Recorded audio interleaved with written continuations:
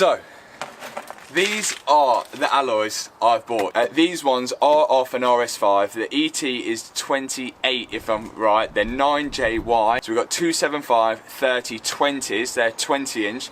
And I'm hoping, well, I know that these will clear the RS brakes. But yeah, guys, let me know in the comments what you think about the wheels. Should I have gone for something a little bit more crazy? Or do you like that I've played it safe and kept it with the sort of RS5 alloys?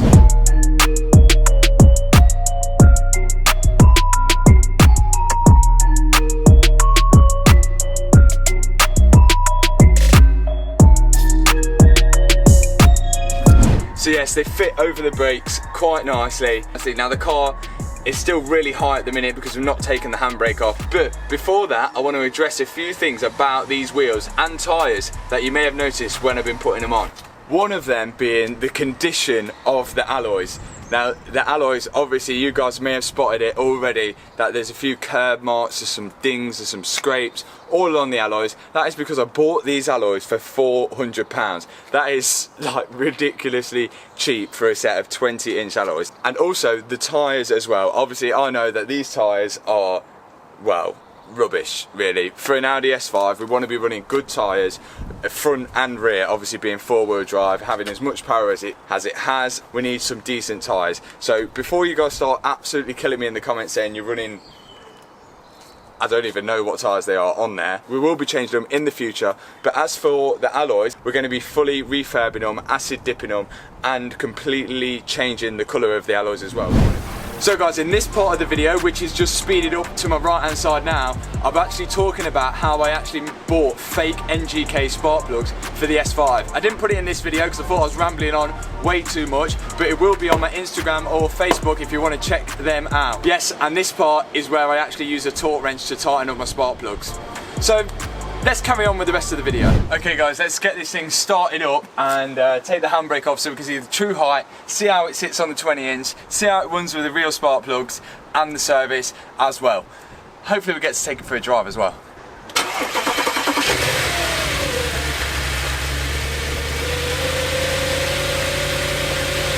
Sounding good. Let's take it for a drive around the block, test the brakes and make sure everything's working good.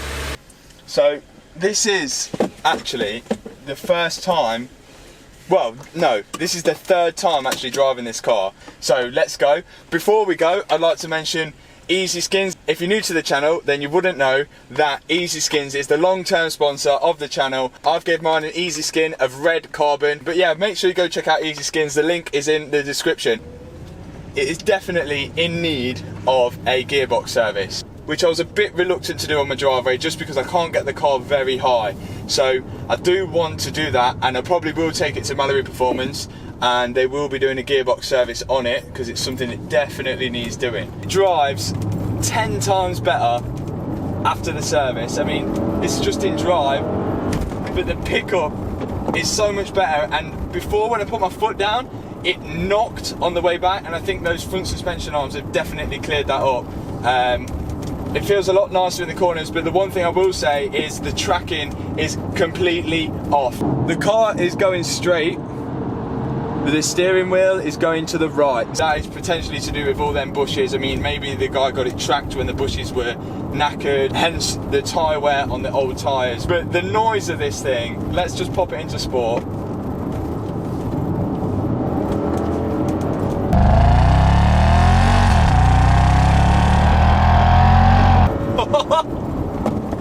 The noise is amazing, and the brakes now.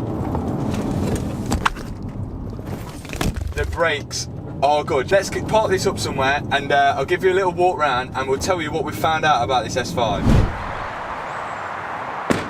So the test drive went well, apart from the tracking. Also, one thing that I have noticed about the 20-inch, I thought it was actually gonna sit a little bit lower than that. I mean, on the front, it sits a lot higher than what it does on the rear, and still I'm not impressed on how well these 9J wheels fit the arches. So let me just grab this camera and I'll show you. It's sitting very, very high at the front here, so that is definitely going to need lowering. The brakes are good, so a big thumbs up for the brakes. The rear, again, 9J, but still, look, don't quite feel They don't quite fill the arches. I reckon some 15mm spaces, maybe 20mm on there, maybe some 10mm spaces on the front. You know what, let's head off to a different location which is a bit more quieter. Then we're going to speak about the things that we've found out about the S5. Stop the video right there. This video has a sponsor, the sponsor being Bosscam dash cams. The Bosscam was really easy to install and completely universal. You can either hardwire it in or plug it into your cigarette lighter like I did. It's touchscreen and records in full HD, and it's really easy to hide the wires. It powers up when the car's turned on, and you can adjust the camera easily and flip between the views with a touch of a button. Here's some actual footage from the camera. It also has a parking monitor which comes in handy when people like these guys are around. Look at it, this time the camera scared him off. And with the Bosscam it even comes with a reversing camera. You can mount this either near your number plate or on the back window. I'm still yet to mount mine, I'm still trying to figure out where I'm going to mount it. If you do want to go and grab yourself any sort of dash cam, make sure it's a Bosscam. The link is in the description below, and I've even left you guys the little coupon code down there because I'm that type of guy. Now, it's not a surprise to any of you guys that this car was involved in an accident, but throughout this series we've been sort of trying to suss out where the accident happened.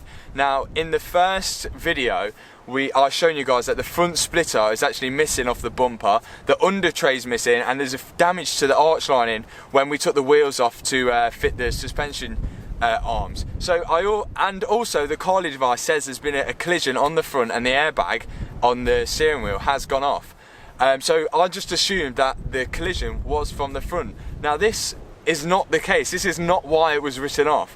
So I'm going to insert a few photos now, which when you Google the VIN number of this car, this is what comes up. This car was for sale on Copart, and this is the damage that wrote it off right here. Damage was all to this rear quarter here, and this rear light. And I did have a suspicion, because the Audi badge was missing, that I assumed that the rear had been repainted in some way, but there's absolutely nothing on this side that would give away that had been crashed. The job they've done on that is incredible, because it does not look one bit crashed or damaged on that side. Normally you get a bit of overspray down here, but there's absolutely none at all. So whoever repaired it, good on you, you've done a great job. That doesn't explain the splitter missing there and the airbag. So this car was on Copart in 2018, I think in July. So since then it's obviously been repaired and had a new owner. So maybe a trader has repaired it, sold it on to a new owner. The new owner being the drug dealer that we think had the car before this. What is quite worrying to an extent about this drug dealer, this is just assumptions. And if you see in this photo right here, the mileage on the photo at Copart in July 2018 was 89,000 miles, something or other. I'm not quite sure of the exact mileage, but the photo's here.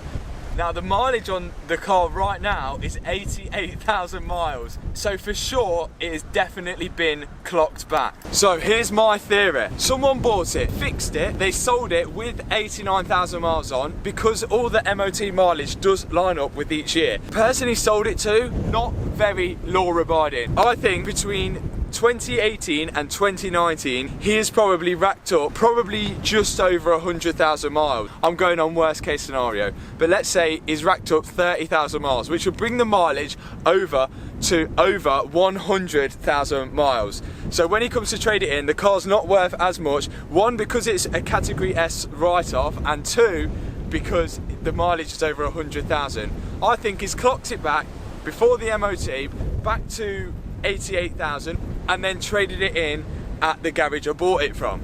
So have I been completely ripped off?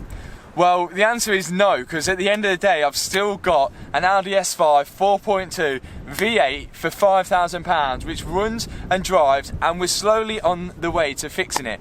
And worst case, yes, it has been clocked back, but I think it's just been clocked back around 30,000 miles. But at the end of the day, the car runs fine, we're servicing it, we're looking after it, and well, mileage is just a number. But yeah, let me know what you guys think in the comments. There's just more things that we are finding out about this S5. I know this video is very, very talky and not much going on, but stay tuned. In the future videos, we've got a lot more to do on this car. And remember, if you're new here and you've not watched all the S5 videos, click in the top left-hand corner. It will take you to the first one. Binge watch them through. There's only about 3 or 4 right now. But guys, I hope you've enjoyed this video. Make sure you click subscribe. See you in the next video, guys. Peace out.